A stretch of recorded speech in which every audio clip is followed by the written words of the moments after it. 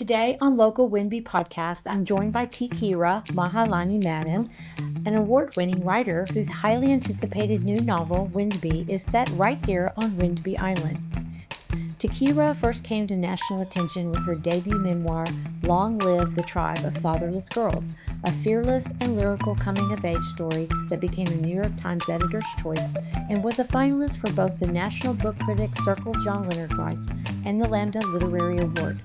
The book established her as one of the most compelling literary voices of her generation, praised for writing that is both deeply personal and unflinchingly honest. Beyond her books, Tikira is also the founding editor of the literary journal No Tokens and has received fellowships from renowned writers' residencies including MacDowell, Tin House, and Hedgebrook, and currently teaches creative writing in indigenous literatures at Hamilton College. In her new novel, Whidbey, one of the most anticipated literary releases of the year, Madden turns to fiction, but continues exploring questions of memory, trauma, and survival.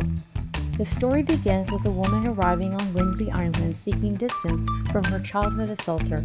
She retreats to a quiet cabin trying to disappear into the rhythms of island life, the forest, the shoreline, the animals, while confronting the resurfacing presence of this man who abused her as a child and has re-entered her life in adulthood.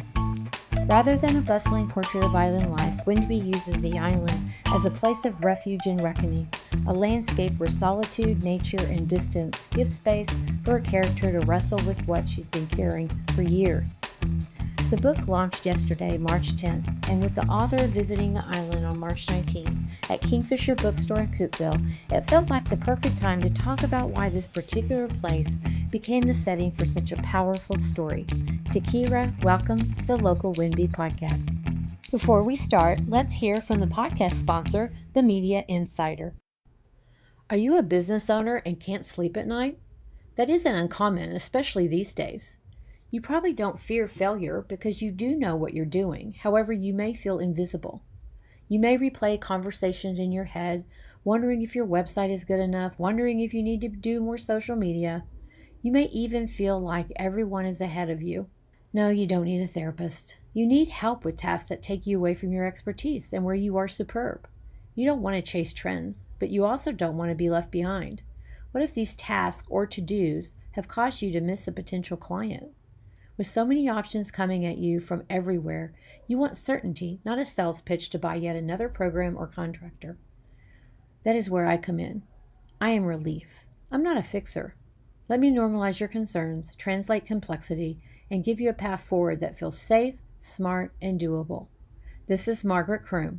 I'm a business strategist and an expert in information technology. Send me a note at support@themediainsider.co. That's support@themediainsider.co for a free 30-minute discovery conversation. Hi, Tikira. Thank you for joining Hi. with Magsy today. Hi, Maxie. Thank you so much for having me. So where are you today? I am in Western Massachusetts in the West. Northampton area where it is very, very, very cold. Oh, wow. Like what? Like minus something? Um, Often lately it has been below zero. Today is probably around 15 or 20 degrees. Well, we have here on Whidbey Island, when you were here, I don't know if you experienced at the time you were here, the extreme fog sometimes. I live hmm facing the water, like it's right there, and I can't see it. And so earlier we were chatting when you said you're looking forward to the green and the leaves, I thought I should text her this picture. But no, I don't want to blow your bubble. So again, thank you so much for joining us. I've been so excited about this interview. I just finished the book this last week and it's so amazing. And I can't wait to talk to you about it. So let's start with what first drew you to Whidbey Island as a setting for your novel. Yeah. I first arrived on Whidbey Island because I was lucky enough after many application cycles to finally be accepted to the Hedgebrook residency. That was early 2017, the first time I was admitted to Hedgebrook. And if you're listening and you don't know what that is a writing residency in the Langley area.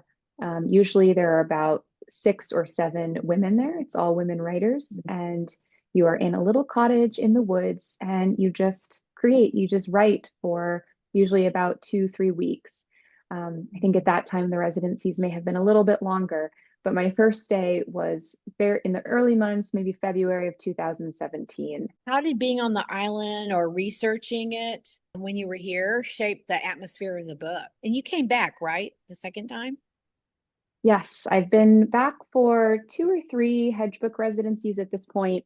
Mhm. And that's not because I've been extraordinarily lucky with applications, but I also do some work with Hedgebrook. I teach, I help with some programming. And so they have a great system of kind of reciprocal community based. If you do teaching or programming, you can often get another stay. So I've been very lucky to come back several times. And I've also come back to the island on my own to explore. Once I realized that I wanted to write about this place, I took that task really seriously. And I do with all of my research that if I'm going to write about a place that is so beloved and cherished and known to so many people, I wanted to spend as much time there as I could. So I've visited about a dozen times, maybe more than that in the past 9 years or so. And I've talked to as many people as would humor me, really. um, Right. Everyone from the hosts that have been generous enough to have me stay with them, to those at Hedgebrook, to a very, very nice gentleman who once served me ramen at Ultra Ramen Mhm. House. Yes. Like anyone Yes. who We will love talk to that me, place. I Mhm. love that place. Anyone who will talk to me, I've had a conversation with. That's great. I'm glad that you Yeah, felt like you could do that here because sometimes it's a little hard here because people really do. A lot of people come here to be alone. And sure. just like your character in the book, they come Yeah. here to be alone. So, they're not yakety yackers like me and, just talk to anybody in Flower Cafe at Bayview Nursery, you know. I love Um, that place. Yes, that's great too. So, Whidbey Island has a reputation for mystery. I mean, I'm looking at fog today, and also being serene. So, how do you feel that you captured that and also contrasted it as well in your storytelling? That's such a beautiful question. I certainly wanted to capture the serenity of the place, the quietude of Whidbey Island.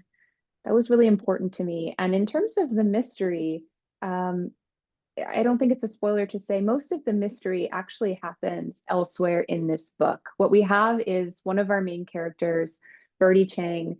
She arrives on Whidbey Island for the first time in her life. She is a tourist and she has Mhm. gone knowing nothing about the place to find some quiet and find some solitude and refuge from her life, from her memories, from the person who abused her as a child, coming back into her life. Via letters and emails, but also he's in the news cycle because Mhm. another woman in the book has written a best-selling memoir about this abuser and her abuse at his hands. So Birdie Chang arrives at Whidbey Island looking for the serenity that Whidbey promises, but the mystery itself kind of unravels for her in memory in this other place where she was harmed in Florida. And Mhm. instead, the backdrop of Whidbey serves almost as this funhouse mirror for Birdie. Like when she's alone with herself, when there's nothing but trees and quiet and the natural world, one is suddenly startlingly face to face with oneself, and she can't really escape these memories the way she thought she could. So Mhm. I did try to embrace the quiet, the serenity, the woods, but the mystery is actually more of a psychological velocity within Birdie and her Mhm. psyche once she's kind of throttled into a space where she no longer has the noise to block out those memories. Yeah, that's true. When I was coming from how it was described to me or described online as well and how you got the idea of the book, which I'll let you cover, but I was wondering how that was going to the place that she ended up. It's like I need to go find it. Is that a real place? That, and I know that question's not in here, but is that a real place here? No, it is loosely based on Hedgebrook, just having a little Oh, cabin okay. in the woods. There are certainly it's hyperbole. Like there is some service at Hedgebrook. Oh, It's not a digital reset, but for dramatic effect, it made it a little bit, I yeah. think, a little bit better that Birdie would be really cut off, Yeah. which feels like both literally and metaphorically possible on the island, Right. or it has for me. Yes. There is a pump house at Hedgebrook where one has a landline, and otherwise you might not use a cell phone the whole time you're there. Yeah. I spent the most time in that place, so I felt the most comfortable kind of writing that particular pocket of the island. So yeah, it's not a real place, but loosely based on Hedgebrook. Okay. So your novel is described as a crime thriller, but it's Hmm. also about several people's memory. Hmm. Birdie starts with hers, violence and justice. The themes resonate against the backdrop of Whidbey Island. How did you combine in your thinking all of that together? If I were to, and genre, I have like kind of complicated, prickly feelings about genre, and I think it's Mhm. often marketers and booksellers for whom that's really helpful to say this is the shelf a book goes on. But Okay. for me, I think if I were to choose, I think this is definitely most accurately a work of literary fiction. Mhm. And it's kind of dressed up in thriller clothing or mystery clothing. Okay. And I say that because I have a lot of respect for the crime thriller mystery genre. And I think Hmm. readers who are expecting that of this book might be a little bit disappointed or confused because it is very much a literary psychological work with Okay. kind of a who done it, why done it at its center, if that makes sense. So it's kind of this collision between the two. A literary work, meaning it's a little bit more slower pace, it's a little bit psychological, but it has a central mystery to it that does, I hope it does satisfy. You do get answers by the end. It's not a book that teases the answer and never gives it to Yeah. you. Yeah, you do get the answers. But I would say it's again much more focused on like psychological velocity for the character on Whidbey Island. And then we have two other women in the state of Florida, which is where I was born and raised. And they are kind of dealing with their own violence, which is the murder of the abuser of this story. And if you're listening, that it's not a spoiler, that is on the Yeah. jacket of this book. Yeah. He's murdered right at Right. the front of the story. And so there is this who done it, who killed this man, and why should we care? And do we care Yeah. about the murder, or do we care about how that has impacted and his abuse has impacted these women, or can we hold all of those things at once? Yeah, I'm glad you brought that up because when you said, do we care? One of the things that, again, this isn't spoiler either, that I thought you did a great job at is the psychological battle between saying, I want this person dead, I would kill them myself too. But you know what? He's someone's child. And, women, this is what women do. Mm-hmm. And there is a sympathy, to maybe how he was raised or, things that happened to him in the same paragraph. That is such a truth, don't you think? Mm-hmm. Oh yeah. Yeah. All right. I find, so, I mean, people are dynamic no matter who you are. There is dynamism to every person. Yeah. There are reasons why some of the great giant villains in our world right now, Yeah. like we could go back in time and see, we could Hmm. speculate on why they are the way they are. That might Hmm. be a waste of time, but I always want to, in fiction And and that's the truth. nonfiction, yeah, in fiction and nonfiction, I want Yeah. to, my hope is to capture the dynamism of humanity, of people, of animals, of the natural world, and to see them not as flat characters who are just a chess piece moving towards a specific hypothesis or goal or something I want to impose upon a reader, but actually show people as full Hmm. people with a lot of conflict, with lovable moments and disgusting moments. And this was Hmm. very purposefully a book full of unlikable characters and unlikable victims because I Yeah. really wanted to challenge this idea of the perfect villain. Do you have to be likable? Do you have to be politically aligned with a reader or reliable or sober or white or whatever it is to be believed? Yeah. Yeah. Yeah, that's the truth. So I'm gonna brag here, listener. I got an advanced reader's edition, and Meg, the owner of Kingfisher Bookstore in Coopville that I just interviewed recently, she told me, she said these are in high demand, and she says in years down the road it'll be worth a lot of money, so don't ever get rid of it. Is that Oh, true? that's really sweet. I don't know. I do not know. I'll take So that to heart. she said after the book comes out, the advanced reader copies are in high demand in trying to Mm, get them, and they might be rare, later on down the line. So I was like, oh, cool, you know.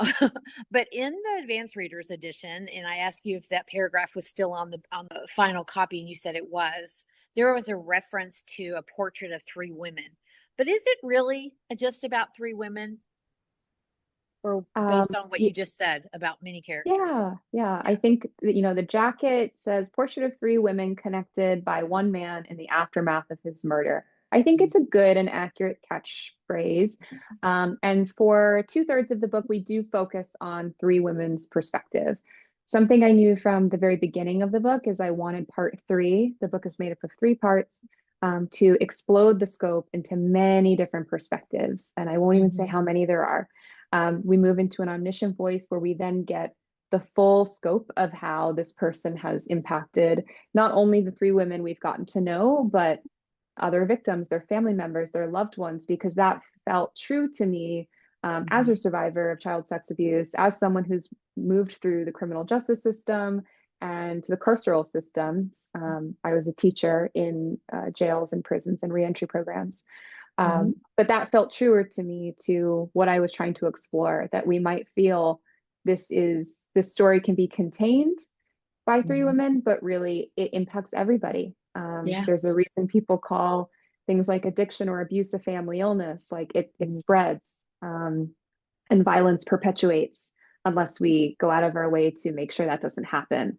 And so I don't think it's a spoiler to say part three, we meet a lot more people and we get to know some of the more peripheral characters. I'm glad I asked that. That's a great explanation. So when you were here on the island, did you talk to many locals while you were, researching? Yes, and I think just about everyone over the course of the past 9 years has been incredibly generous with Mhm. me. I was always nervous someone would just tell me that, get lost, don't write about this place. And I would understand, Lost.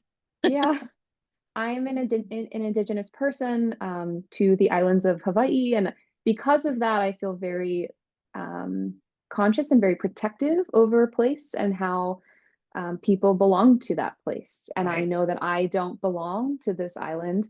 I am not a steward of this island. I have not lived on this island. And because of that, I hope that I always moved with respect and reverence for this place and the people who inhabit it.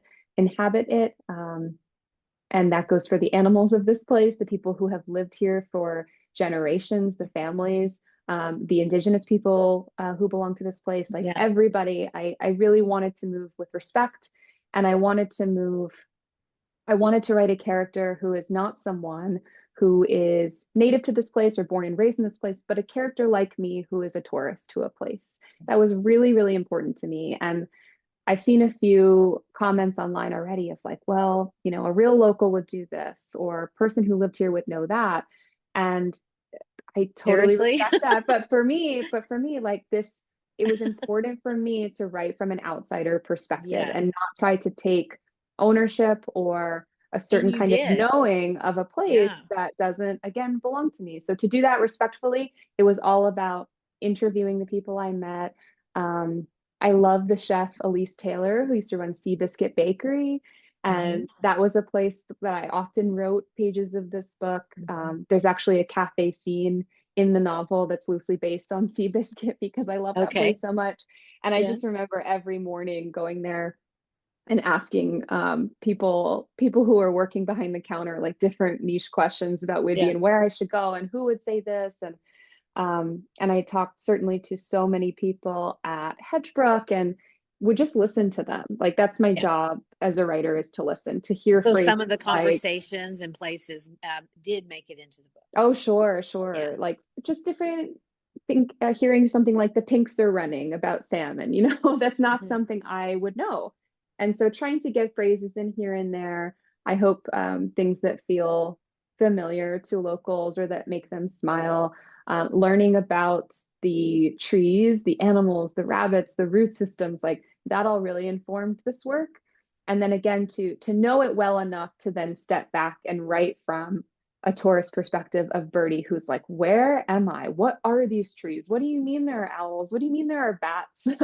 I had to know it in order to write it again from an outsider perspective who's just kind of taking in this atmosphere of something so different than the character's life in New York City. So what aspects of island life did you feel that really needed to get it right in the story for it to work? Yeah, I mean, I think that sense of awe, that sense of mystery, the wildlife felt very important to me because the character of Birdie is so isolated in the woods. So the absolute magnitude and scale of trees for someone who's alone for the first time, the way that sap sparkles on the trees, the invasives, the bats, the birds, the roots that will trip you if you're not looking where you're going, the threat of owls, the beach driftwood on the shore, and how dramatic and lovely that is. And like I even keep, if you're listening, I'm showing right now, I keep some driftwood from Whidbey on my desk just to touch it. I really like kind of tactile things to bring me back to a place. There's a whole passage in the book about the slugs and my love of getting to know the banana slugs. And Really? Okay. I'm yes. going to differ with you on that. So I have it on my desk. I have like plenty of model banana slugs that I keep on my desk just so I can stare at them. That's And cute. look at their anatomy and write into them, like just the glisten of them and the way they move.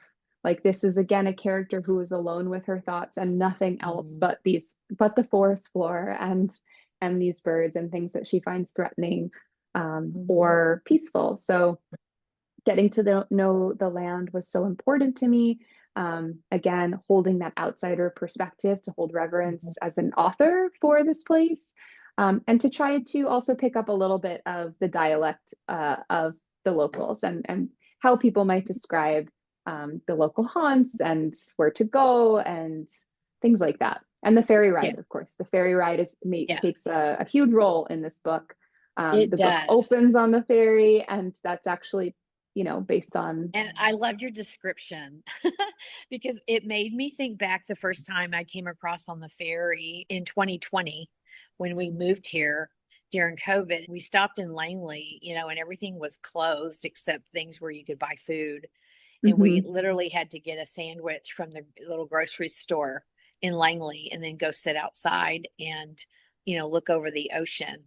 And just being, it's not that I hadn't been on Washington State ferries before, because we had been to the San Juans years before, but I just loved your descriptions from the smells. And listener, you'll get it too. she got it, from the people, the different kind of people, and what they were doing and what they look like, and from the ocean smells to the food. Yeah. And Thank you. I didn't smell that at first because they closed that on the ferries during COVID.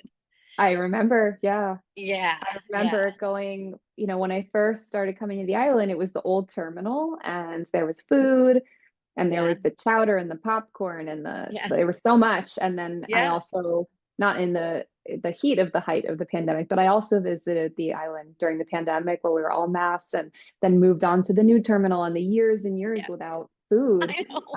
And only more recently have I actually seen like the popcorn and some of the stuff come back. It is very recently. Yeah. And I even talked to, speaking of interviews, I talked to so many people who worked on that ferry. So if you're listening, thank you so much for indulging me. Yes. So I just recently read a book that was set in Seattle and Camano Island that I can see every day. It's right across the water from where I live. So how do you hope people who live here feel when they read the story about their own community? Because that's always fun. Oh gosh, I think my greatest and only hope would be that you feel that I respected this place, and that as I say in the book's acknowledgement, so many people taught me how to love such a storied, deep place that is so meaningful to so many. And I hope that you feel in this book, I also, in the very smallest gesture, as in the words of the writer Jean Reese, like as a mere trickle into the great body of water or lake, in the smallest way, also made a gesture of love to show people how to love this place, as Yeah. a thanks to people who taught me. Yeah. Wow, I like that one. So you collaborate with all kinds of people for this book. We talked about the cover designer, which this cover is from Katie Lee, an artist here and also on my season 1 podcast. And she's just amazing. And I was so excited to see that that was on the cover. But you also work with editors and fellow writers to hear what they think. How does that expand your own work? Yeah, I could never make anything if it weren't for a really intricately collaborative process.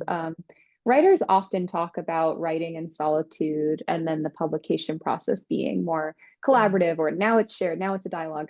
I actually find my writing process is also very collaborative. Like I don't just hole up for a decade and write and then something miraculous is and beautiful and polished is done.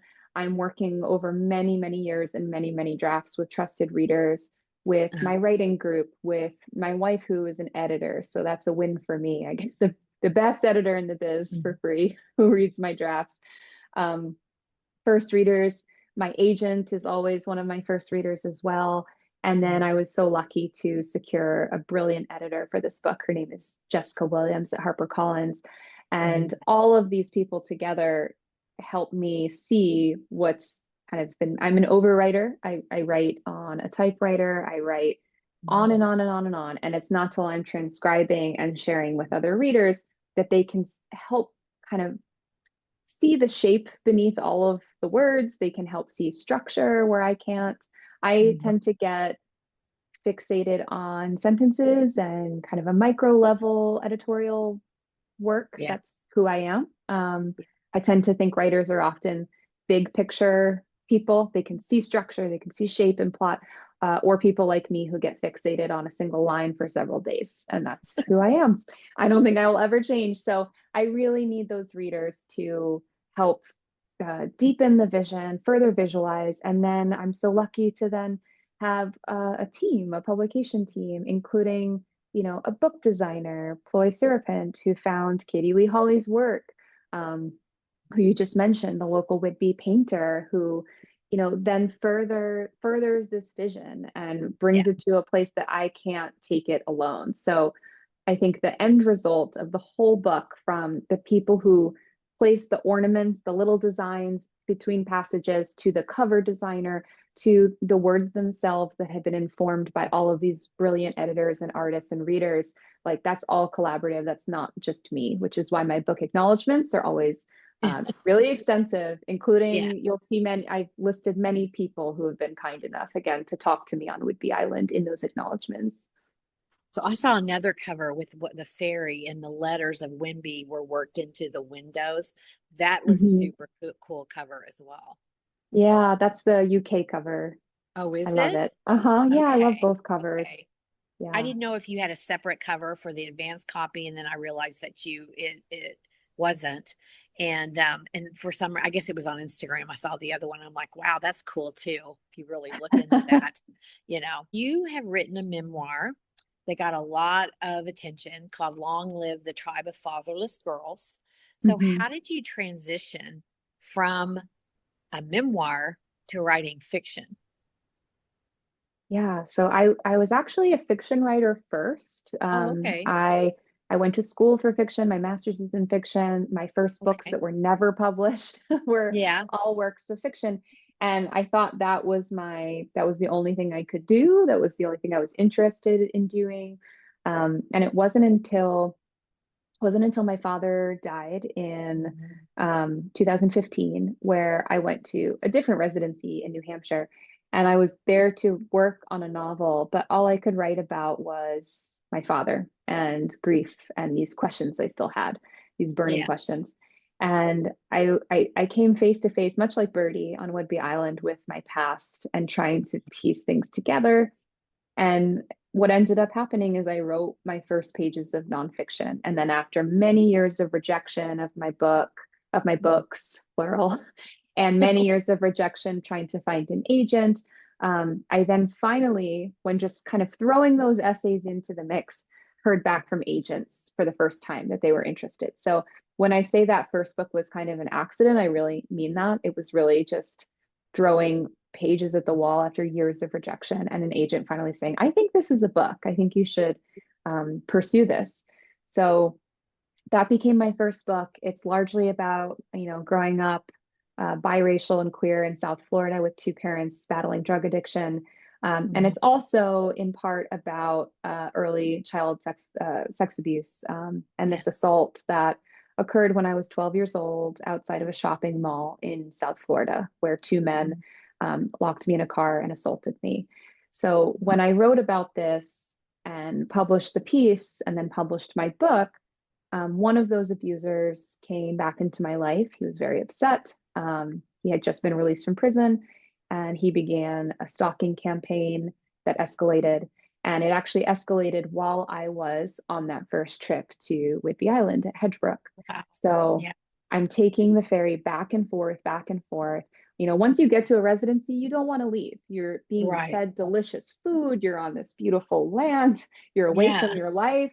And instead, because one does not get to choose their court dates, I had to continue leaving and going to Florida to issue this order of protection against this person who had harmed me when I was 12. So I too, like Birdie, was being kind of thrust into the past, forced to leave this island that's supposed to be a place of serenity, and taking the ferry boat back and forth. And so it was on that stay in 2017, which was while I was working on Long Live the Tribe, but the essay portion of that piece had already been published, and that's why that man was back in my life. That's when I was on the ferry boat. I met a stranger, and I told this stranger on the ferry to Whidbey Island what had happened to me, which was kind of a revelation and a mystery, since I had never told anyone. Like, I'm a very private person. I'm very shy. I ask a lot of questions, but I don't share a lot about myself outside of my writing. And so I'm like, what was it about me that wanted to share with a stranger on this boat? And he kind of like goofily proposed that he would kill this man. And like, it was very like a Hitchcock moment. And of course, I kind of like laughed it off, walked away. But the book, the first chapter of Whidbey, the novel, is very true to my life. It departs there into a completely fictional place because the character of Birdie does take that ask seriously. She does offer a name. And then the book takes off from there once this man is murdered. But the instigating incident, the request moment, is true to what I experienced on the ferry. And it's something I wanted to capture. And so again, just like my first book, this book found me. Like, the novel just found me. I had to kind of indulge in this revenge fantasy and see what would happen. So no spoilers, but I do love how you circle back. Okay. With him. Thank you. You did a really good job with that, and I'll tell you after we get off. A reader will get their answers, I will say. Yeah. Okay. So do you find any through lines between your memoir and this novel? What you did before, and then this fiction novel, even though there's such different genres? Yeah, they are such different books. And in fact, my joke is like, Long Live came out just before the pandemic, and it's these beautiful pink and sky blue sunset colors on both editions. And then Whidbey comes out after the pandemic, 7 years later, after I've moved through the federal trial system, and it's just like black and bleak, and taking Katie Lee Hawley's gorgeous painting, but it's still this like gradient, dark, bleak cover. And so that is kind of my metaphor for how life's been in between. So, which is to say, they're very different books, but to me, they are also sister texts. Like, I think Long Live explores a lot of what happened. The great writer Amy Hempel says her writing advice is often, it's not about what happened, it's the what of it. And I think Long Live largely explores what happened to me, some of the things that I've experienced in my life. And then Whidbey is almost this, well, what of it? Like, if I take this kernel, this chapter about child sex abuse, and then actually spin it on its head over 7 years, Whidbey is the result of that, of looking more deeply at the systems who the systems that allowed this to happen, systems that perpetuate violence, the aftermath of violence on the psyche and the body. So I think Long Live was kind of just the root or the seed of this, and then Whidbey is taking it a step further. I do think all of my books have these thematic connections and continuances, so I think of them as very much connected. So what do you hope readers will walk away with after at the closing of this book when they close it? I suppose that most writers probably have something they hope, or is it just opened? It's not up to you what people think at the end of it. I've been asked this question and I never have a great answer because I want to be surprised by what readers may leave this book with. I do write with a reader in mind. Like, I think reading and art at its best is almost this act of telepathy and time travel, that I can read a book by a writer, long dead, and feel connected to them through time and space and feel like I'm in a conversation. Like, that's beautiful. That's the point for me. So I write with a reader in mind so that they have space for their own reflection and feelings. And I want them to get answers and have a good time and be challenged. And in the case of this book, I think it is challenging, and a reader might feel complicit by design because it is about a system. But I hope a reader leaves feeling moved or changed in some way. I think that's the best case scenario for any work of art.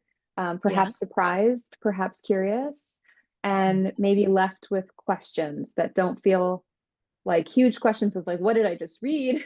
What happened? But deeper questions that feel like vibrational of like, well, how do I feel about this? Or do I want to look up the legislation in where I live and see what's going on to actually help survivors? Or, I want them to want to know more. I think many readers have been surprised in my book that some of the things that pop up, for example, a community of sex offenders that are designated to live under a bridge in Miami, like that, some readers are like, wow, how did you think of that?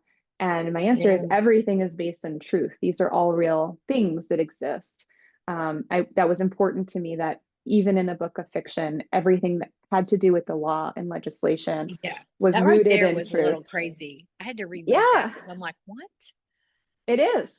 Yes. It's absolutely bizarre. And I wanted to kind of show some of these things of how we say, we fight for survivors, we believe survivors, but how is the system actually working and malfunctioning? I wanted all of that to be based in truth. So I want a reader to maybe learn more about these systems and then maybe ask more questions about how they might be serving and failing us.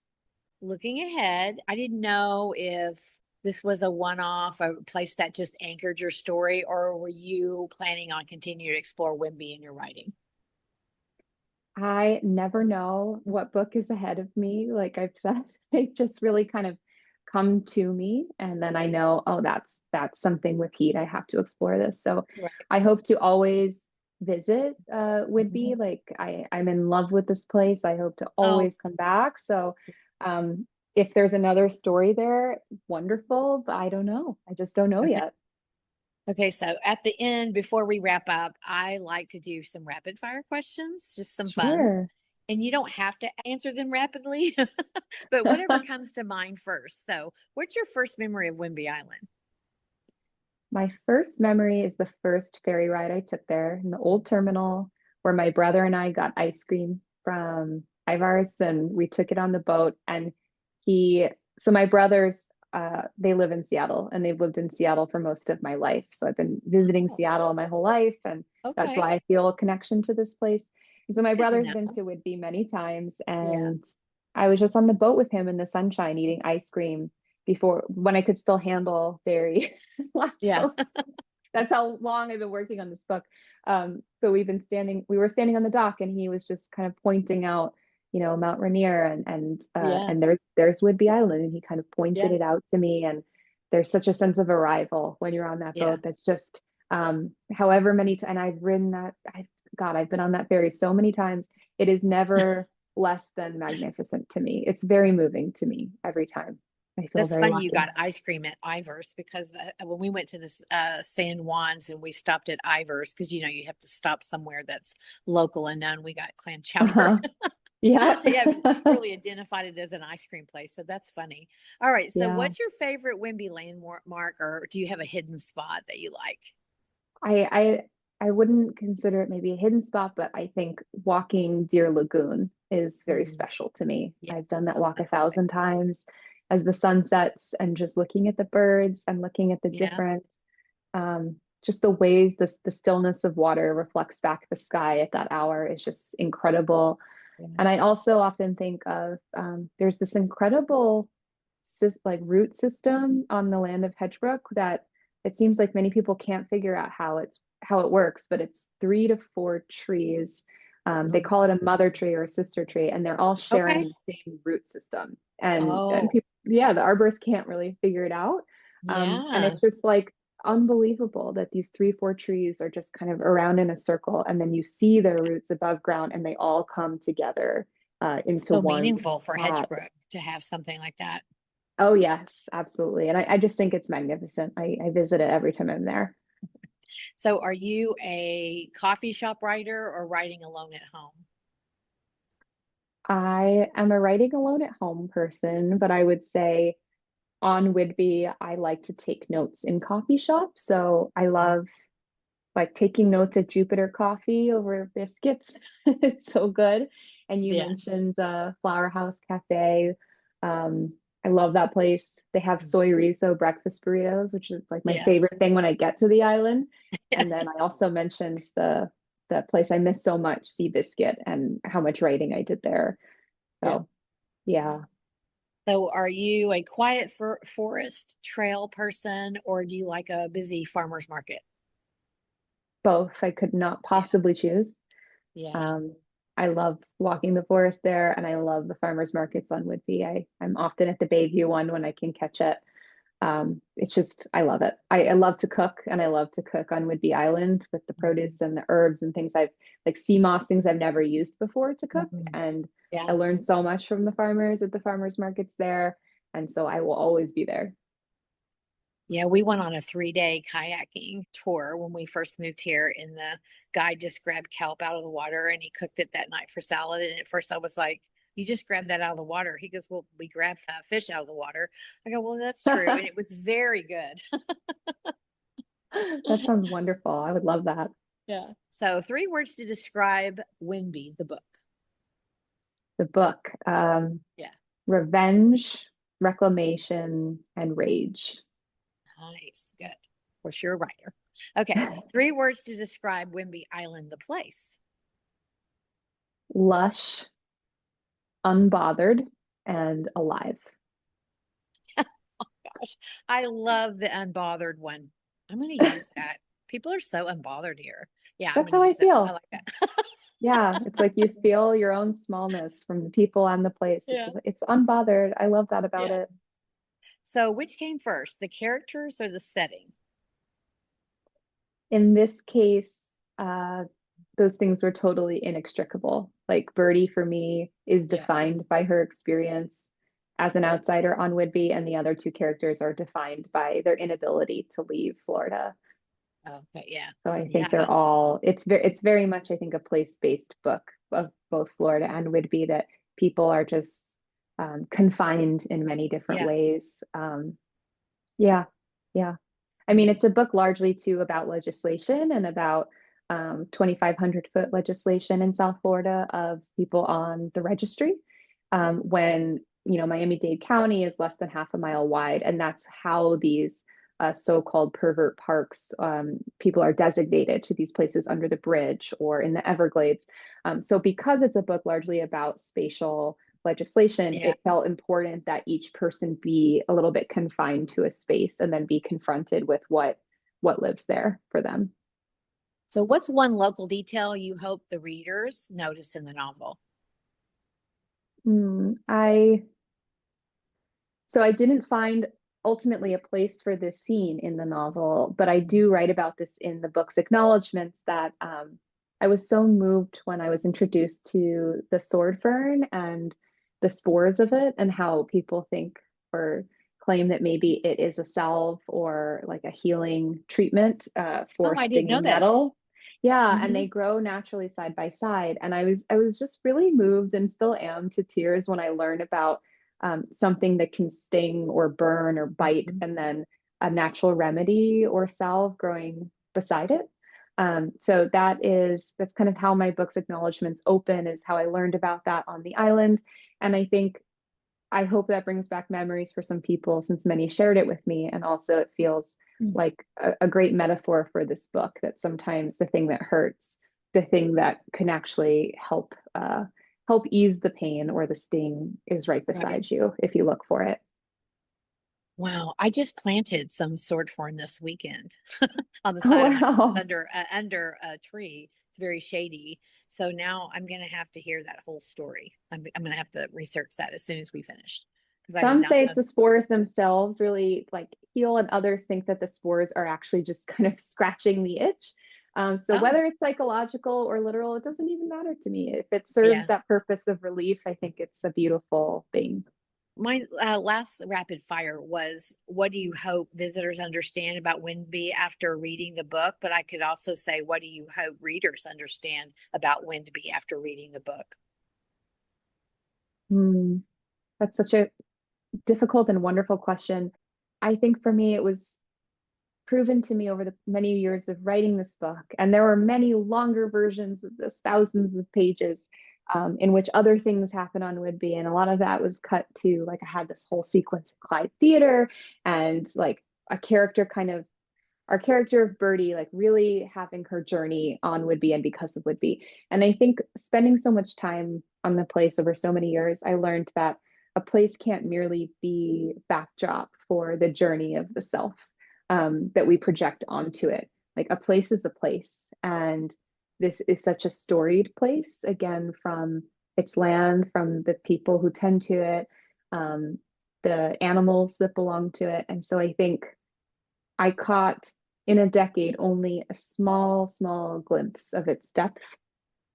And I want a reader to feel that this is a tip of an iceberg, and there's so much more depth and story to this place. I hope it inspires other visitors to listen to the island and the people who love and protect it, and that they can share in my reverence for this place. I think that's all I can hope for. Mhm. So, as we wrap up this great interview, had such a good time talking to you. Me too. And I ask your permission to do this, but I have a favorite paragraph in your book. And one of the things that I love, any writers that do this, it's just something I really enjoy when the writer talks to the reader. I really like that. I also like TV shows when they turn and look at the camera and talk to Mhm. you from watching it. I just enjoy that. But this is my favorite paragraph in the book.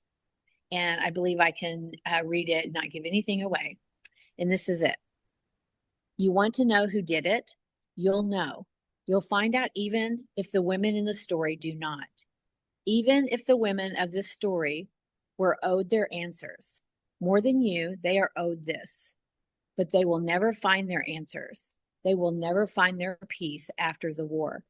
Women are rarely in receipt of what they are owed. You want to know who did it?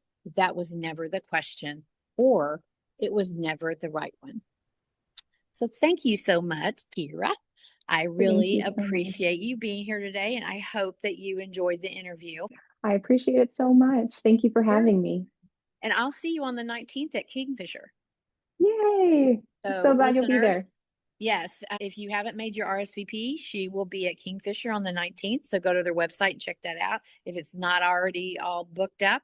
But as soon as I found out about it, I got on there. So I'll get to meet you in person. I think they just added a second showing. So I think there'll Oh, be did two they? consecutive Oh, back to back good. same afternoon. I think it's 4:30 and 5:30. Oh, So good. maybe that works better for someone's schedule. Come see us. All right. I'll see you on the 19th. Thank you. Before we wrap up, I just want to say thank you to Kira for spending time with us and for choosing Whidbey Island as part of this story. When a real place becomes part of a novel, it invites readers to slow down, look closer, and consider the layers that exist beneath the surface of everyday life, something many of us here understand deeply. Whether listeners pick up Whidbey because they love literature or simply because they love this island, the book opens up a conversation about community, connection, and how living in a place like this shapes who we are, good or bad. If you're listening, Whidbey is available at Kingfisher Bookstore. March 19th, Tikiro will be at Kingfisher, and it is an RSVP event, so go to their website to sign up. Thank you for listening to the Local Whidbey Podcast. I'm Magsy, and I'll see you around the island. The Oak Harbor Creative Arts Foundation is currently conducting a feasibility study in order to build a performing arts center and makerspace in Oak Harbor for the support of our artists of all kinds on Whidbey Island. From school-aged kids to professionals, these spaces will be the gather culture we need to strengthen connection. Join the movement to unify local artists and create a communal space for the creation and exhibition of all art forms by going to the Oak Harbor Creative Arts Foundation website and signing their petition to show support.